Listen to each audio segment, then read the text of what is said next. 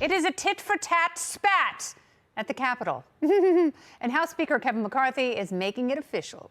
He blocked Democrats Adam Schiff and Eric Swalwell from the House Intelligence Committee. McCarthy also removed Congresswoman Ilhan Omar from the House Foreign Affairs Committee. Mr. Speaker defending the move during this testy exchange with reporters. Watch. Not an answer to my question. Why is lying? Okay, One let me be very clear and respectful to Republicans? you. You ask me a question. When I answer it, it's the answer to your question.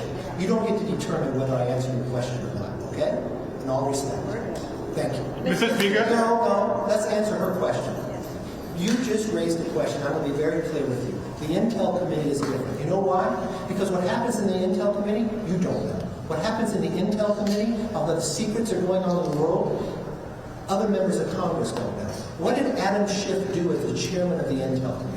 What Adam Schiff did, use his power as a chairman and lie to the American public. Liar! Sorry, that's what he's saying about Adam Schiff, this giant head. Meow. Today, Swalwell, Schiff, and Omar said it's just not fair, you guys. The cardinal sin appears to be that I led the impeachment of his master in Mar-a-Lago. In my case, it's purely political vengeance. Kevin McCarthy's purely partisan move to strip us from our committee is not only a political stunt, but also a blow to the integrity of our democratic institution. Baby, do not lecture anybody on integrity, you anti-Semite. The House Speaker has the ultimate say on Intel Committee assignments. A majority of the House will ultimately decide Omar's fate on the Foreign Affairs Committee. Do these Democrat dunces belong on any committees? Let's break it down with our Hump Night Man panel. What? It's the host of the Gary and Shannon Show on KFI AM 640 in Los Angeles, Gary Hoffmann. Hi, Gary. And we've also got Fox News senior political analyst, one of my very favorites, Juan Williams, and Echelon Insights director and operations, the author of How the Force Can Fix the World, Star Wars, Stephen Kent is back. Welcome back, everyone. So, Gary, I will start with you. I don't have a problem, certainly, with Schiff and Swalwell not being on the Intel Committee. I think that if you have done anything that's even remotely untoward and your party is no longer in power, it's justified getting the boot. Your thoughts? Yeah, well, listen, Adam Schiff, when he was the chair, there was a former head of the CIA who said he stopped sharing some secrets with Adam Schiff and members in Adam Schiff's office simply because of the regularity with which some of that information was then leaked to the media. That, in and of itself, plenty of reason for me, perfectly acceptable to get Adam Schiff out of there. When it comes to Eric Swalwell, the FBI investigated his relationship with with Christine Fang, a known Chinese spy, and the FBI said there was nothing untoward. But at the same time, the idea that he would still be potentially compromised, whether he knew it or not, whether he was capable of understanding it or not, why can't Democrats find, 10, 11, 12 members of their caucus who do have some amount of integrity, or at least don't have these giant things hanging over their head that could potentially compromise them and our national secrets? Yeah, and the pendulum has swung back, Juan.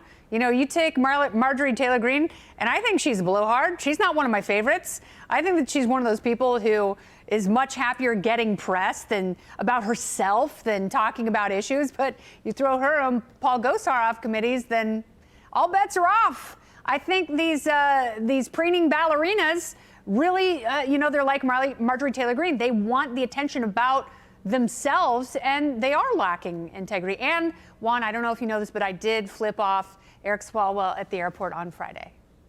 You're welcome. Did he respond, Kennedy? Yeah, he was really upset. It was great. Well, anyway, all good for you. I just think this is schoolyard and petty, and, it's a really sad statement about what's going on in American politics at a very high level, because we're talking here about, the chair of the House Intelligence Committee. Mm-hmm. I mean, that's serious business. That's about our national security. I mean, you stop and think about it. If you're talking about people who have done terrible things, well, how can you put Marjorie Taylor Greene, who's made statements about Jews and lasers, on any committee, right? Why would you put Paul Gosar, who says he's going to, be a sword-wielding, vengeance-seeking hero, killing AOC. Why would you put? And he made that video. Why would you put him on any committee? Plus, why would you put Santos, who's a total fraud, on any committee, and then I say, cannot "Oh yeah, get enough of George I have Santos. standing."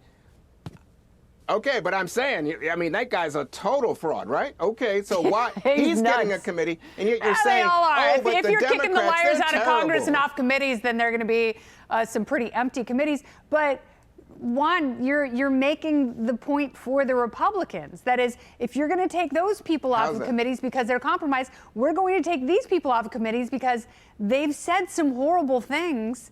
And Adam Schiff went out in front of the media and said, "Oh my God, I have this crazy intel about Donald Trump, and he literally has been working with the Russians. I can't even tell you what it is because it's so crazy, but it's totally true." That is wildly irresponsible, and it was false. So I don't have a problem with him being off the committee. Well, okay, yes, but I want to talk to Stephen now. So I'm gonna walk on over to Stephen.